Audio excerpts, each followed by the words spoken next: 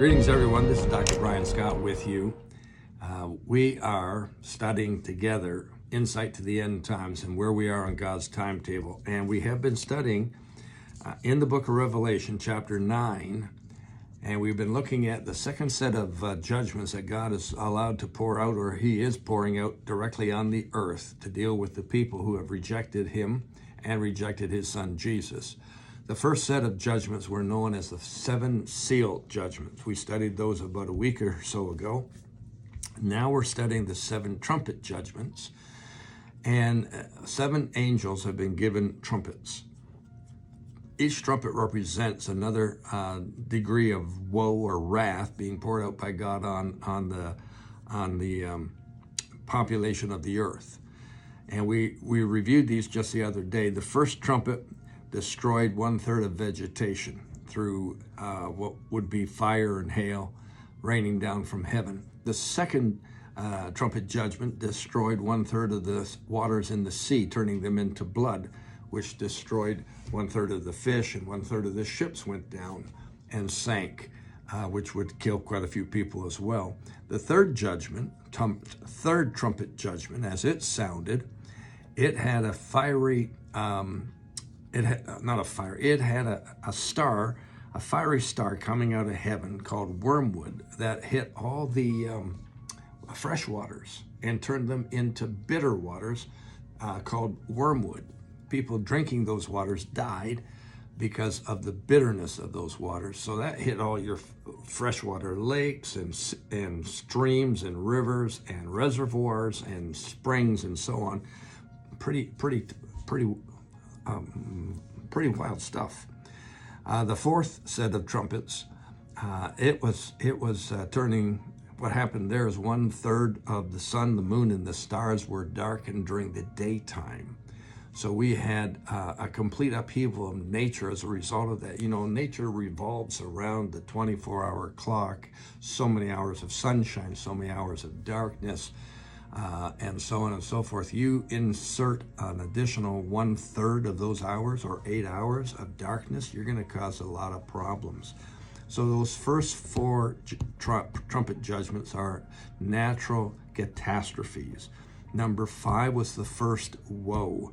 And that first woe was hundreds of thousands of locusts that were released out of the bottomless pit.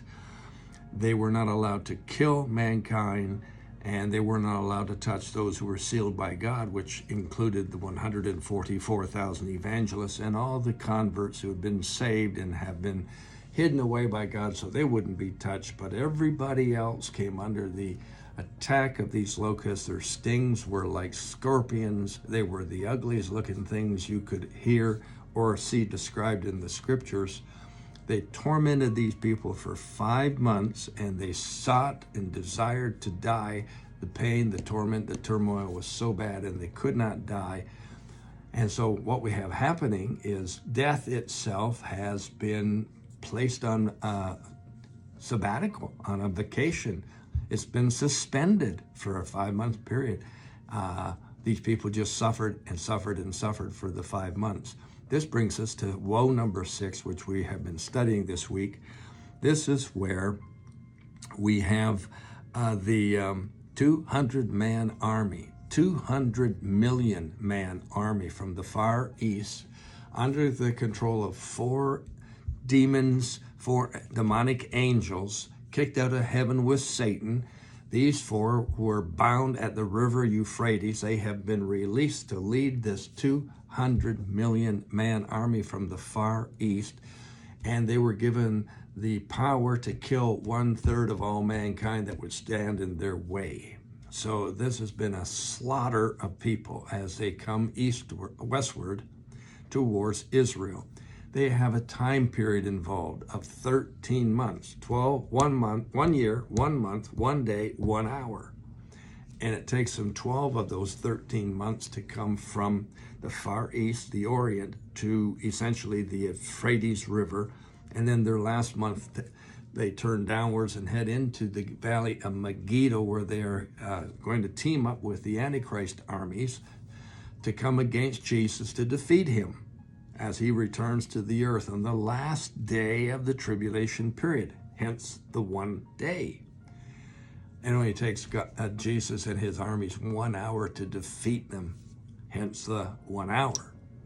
But in the time of this, we're going to have all kinds of people being killed under the guise of the 4 angels. Now, we went into a couple of other verses. We went into Jude chapter 1, verse 6. We went into Revelation chapter 16, verse 12 to pull out some of these verses. And then we also went into Matthew chapter 2 to pull out the time frame it took to come from the Far East, which was a 2-year period according to the wise men. So we got some cross-referencing going on. Let's close off this session right now and this 6th trumpet and 2nd woe by looking at the last 2 verses. It says, the rest of mankind, this is verse 20 in chapter 9, the rest of mankind who were not killed by these plagues, the 5.5 or 6 previous ones, they did not repent of their work of their hands, or that they should not worship demons or idols of gold, silver, brass, stone, and wood, which can neither see or hear or walk. Verse 21, and they did not repent of their murders or their sorceries or their sexual immorality or their thefts. These 4 grievous sins run all the way through the tribulation period. Murders, people they pay no attention to the sanctity of life. They have no regard for human life. They are quite content to commit murder, whether it be by way of actual slaying of another person or abortions or euthanasia, etc. We're at a state right now in our society where we are murdering people constantly. Secondly, sorcery. This is the demonic oppression and control of the mind by way of witchcraft and by way of enhancements from various drugs. We see astrology, seances, magicians, clairvoyants, and so on have more effect upon people. They're all an abomination to God. Sorcery, witchcraft is heavy duty today in our society. It's an abomination to God, and we'll find references to that in Deuteronomy 18 and Leviticus chapters 19 and 20. But this is going to continue all through the 7 years of tribulation. Number 3 on this list is sexual immorality, including fornication, adultery, and all the things dealing with same-sex, transgender, gentrification, and all these other movements, which means there's no regard for integrity, no regard for righteousness, no regard for morals, and certainly no regard for a person's privacy or their private person. They take advantage of it. And then number 4 on the list is theft.